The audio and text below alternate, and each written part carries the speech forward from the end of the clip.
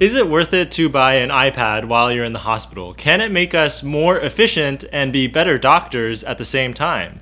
In this video, I'm going to talk about why I decided to get an iPad in 2021 and how I'm hoping that it's going to help me improve and be a better doctor in the hospital. Hopefully, after watching this video, you will also be able to gauge for yourself if getting an iPad would be right for you as well. So thanks for tuning in. My name's Conan. I'm a first-year resident in internal medicine. I just picked up this bad boy recently. It's slick, it's sleek, and it's on fleek. This is an iPad Air 4 with the magic keyboard, and take a look at this. It like floats in the air when you go like that. And I'm really excited to get to try and use this in the hospital. Throughout my time in medical school and residency, I've really felt like the technology and the use of technology in the hospital is like decades behind other fields. And one of the biggest inefficiencies, I think, is when we do rounds on patients. So rounds are when we discuss our patients with the team, and we often go around and talk with the patients themselves. Rounds can often take hours, and if you don't have a device on you while rounds are going on, it can often feel like you're being held hostage until rounds are finally finished.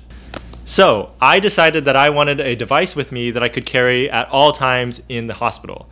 I had a couple of goals for why I wanted to do this. So number one, I wanted to finish notes more quickly. Two, I wanted to be able to put in orders right away, and I think that would improve patient care.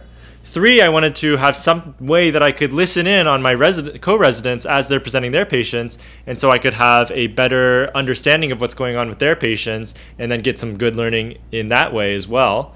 Four, I wanted to have a device that looked professional in front of both patients and the rest of the care team. And five, I wanted to have a device that I could use for patient education and counseling, because I can simply open this up, I can just detach this part, and then when I carry this part around, it's only a pound, and I can go around to a patient's room and show them diagrams or other explanations of their disease and condition, and maybe help them have a better understanding of what's going on and why it's important for them to take care of themselves and take certain medications. One side benefit of getting an iPad is that I would be able to use it at home as a productivity device as well.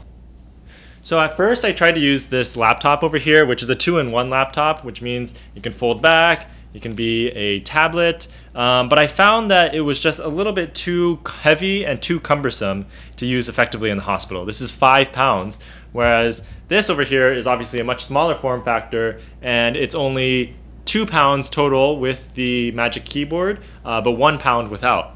So that obviously makes a huge difference in its portability, and that's obviously what iPads were designed for. I will say that this was a lot more expensive than I initially thought, because iPads didn't used to be that expensive. I'm not sure if it's because of the coronavirus pandemic that they just bumped up the price, or you're paying the Apple tax. Because I had an iPad Pro in the past during medical school, and it only cost me $399 for the keyboard, the smart keyboard, and the iPad Pro. But now this is just an iPad Air 4, and it cost $549 and then $200 for the keyboard. So it was pretty expensive. But you know what? I'm finally making my own money now, and I wanted something nice like this. And another thing that's great about this new iPad Air is that look how thin those bezels are. You get so much more screen space, because before I had the iPad Pro 9.7 inch, and this is an iPad Air. I think it's the same form factor, but it's 10.9 inch. So you get a lot more real estate than you did in the past. And then with this magic keyboard, it's really nice, because this is the first time that they introduced a trackpad to iPads, and it has full cursor support. So it really feels like a laptop replacement compared to previous versions of iPads, which I actually had tried to use as a laptop replacement in the past, but it didn't really work out. The great thing about this is that I can use this in the Epic Canto app in order to dictate, write, and finish notes and put in orders, or I can also use Citrix in order to get the full version of Epic and run it on this iPad as well. And it is just so much more convenient to, pop open this case and it's ready to go. Or, when you're holding the iPad, the screen automatically turns on with just one click. Whereas with a laptop, it does usually take 5 to 10 seconds for everything to boot up every time you put it to sleep. So in regards to the first 2 points, which are 1, finishing notes more quickly, and B, putting in orders faster, I feel like having this device will really be helpful, because there's so many times, whether it was table rounds or walk rounds, where I felt like I couldn't put anything in because I didn't have a device with me. You know, when you're table rounding, there's not always a computer that's available. And even if there is, sometimes they are behind and you have to turn your back to the whole team, which I don't think is a really good look. Obviously, it's fine, and this is just like a luxury, but it just makes things a little bit more convenient.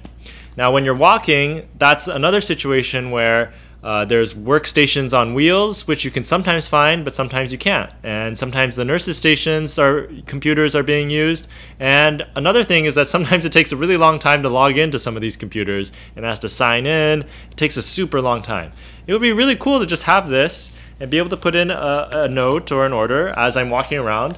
And as we go into the patient room, I would be able to just pull up some labs for the patient if I wanted to, or even an image, because a picture is worth 1,000 words, and I feel like it would really help educate them on what's going on. It might not seem like much getting this tiny device instead of using one of those workstations that you would see around the hospital, but I think just reducing that tiny amount of friction might really add up to a lot of time saved over the course of a whole day. Another reason that I hope to use this device is because when my co-residents are presenting, it can be very difficult sometimes to just follow along because it's just an audio stimulus and you have nothing to follow along with. You can't take a look at the labs, and I'm not ashamed to admit it, but it is easy to drift off when other people are doing long patient presentations.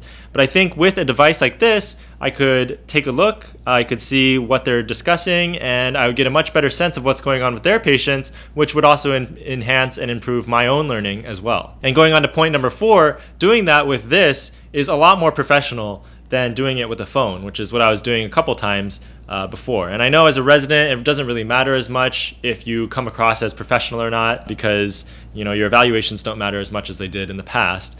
But I feel like it is still much nicer to have people know that I'm not fooling off and just like browsing Reddit while they're presenting, but I'm actually trying to follow along with what they're talking about by using a device like this. And again, going into patients' rooms, not a very good look to be browsing things on your phone compared to using something like this. Finally, my last point with why I am excited to use this iPad is that I feel like it'll be a really great tool for patient education and learning. Like I mentioned before, one of the things I would love to do with patients is to pull up cool diagrams showing them their condition and explaining things to them so they get a better understanding of what's going on.